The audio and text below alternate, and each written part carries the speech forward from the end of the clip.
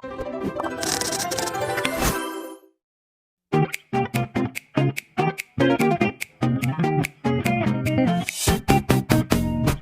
day! I am Jasmine Paginawan, HRGM 306 students. Today we will tackle about substantive due process and procedural due process. Without further ado, I will start now discussing the substantive due process and the procedural due process together with the difference of their just and authorized causes. So, what is substantive due process? Substantive due process requires the intrinsic validity of the law in interfering with the rights of the person to his life, liberty, or property, while procedural due process consists of two basic rights of notice and hearing, as well as the guarantee of being heard by an impartial and competent tribunal.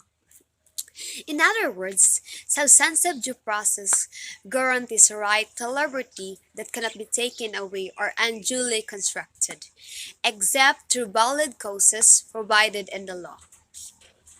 So, when we are talking about substantive due process, it is divided into two, namely just and authorized causes. Now, we will find out what was the difference of these two. We will go first to just cause. So just cause are grounds for termination of employment. We are wondering why it is being called just cause, right?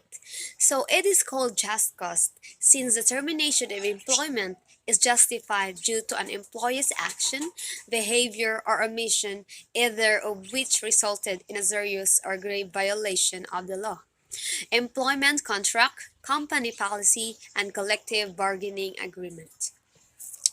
So when we're talking about just cause, the termination of employment is justified through serious or grave violation of the law. In the employment context, substantive just cause typically means that an employer must have a valid reason supported by evidence for terminating an employee's employment. Such reasons may include serious misconduct, gross negligence, or a significant breach of an employment contract. In this situation, and in exercise of its management prerogative, the employer is justified in imposing the penalty of dismissal on the erring employee. On the other hand, substantive authorized causes are grounds for separation of employment. Called authorized cause because the separation from employment is justified due to legitimate business reason or a requirement by law or regulation. In this situation, an exercise of its management prerogative, the employer is justified letting go of the employee who is not at fault and thus given a separation pay. However, when talking about procedural due process, it entails the process of termination of employment due to just causes or separation of employment due to authorized causes.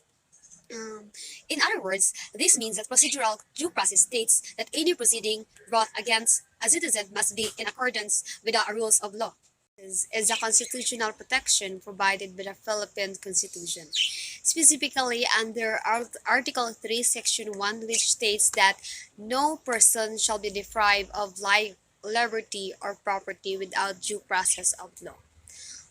Procedural due process is also embedded in various laws and rules of procedures, such as the Rule of Courts and the Administrative Code of 1987. Now we will move on just and authorized cause of procedural due process. First, we should focus on just cause procedures.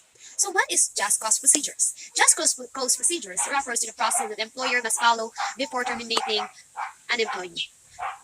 Just cause means that the employee committed a serious offense or misconduct that warrants immediate terminations, such as insubordination or workplace violation. Cause procedure typically involves a series of steps that the employer must follow to ensure the termination is justified and fair.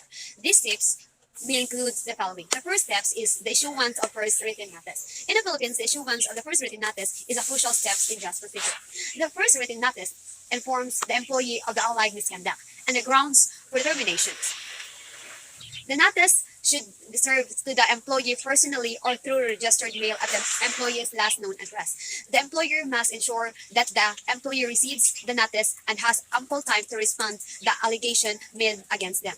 Second is the observance of ample opportunity to explain.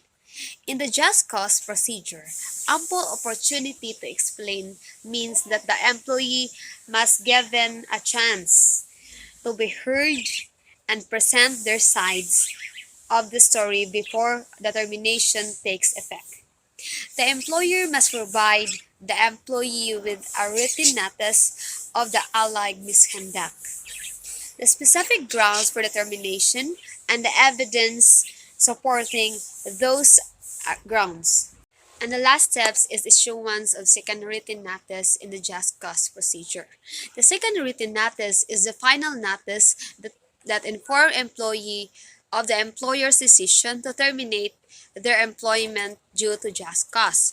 The second written notice is a crucial step in the termination process, as it serves as the employee's last opportunity to contest the allegation made against them and present their side of the story. On the other hand, in the Philippines, an authorized cause procedure refers to the process that an employer must follow when terminating an employee due to authorized causes, such as retrenchment, closure, or cessation of operation or installation of labor-saving device. Authorized causes procedural has three steps to follow. First is the issuance of 30-day advance notice and dolly. Under the authorized cause procedure in the Philippines, an employer who intends to terminate employees due to authorized causes such as retrenchment, closure or cessation of operation, or installation of labor-saving device must give a 30-day advance notice to affected employees and the Department of Labor and Employment or DOLE. The issuance of 30-day advance notice to the affected employee and the DOLE is crucial steps in the authorized cause procedure. Why? Because it ensures that the employees are given sufficient time to prepare for the termination and that the employer complies with the legal requirements for authorized cause terminations. Excuse me. Next is the issuance of 30-day notice of employees. In the authorized cause procedure in the Philippines, an employer must issue a 30-day notice termination to the affected employees before to the intended date of termination.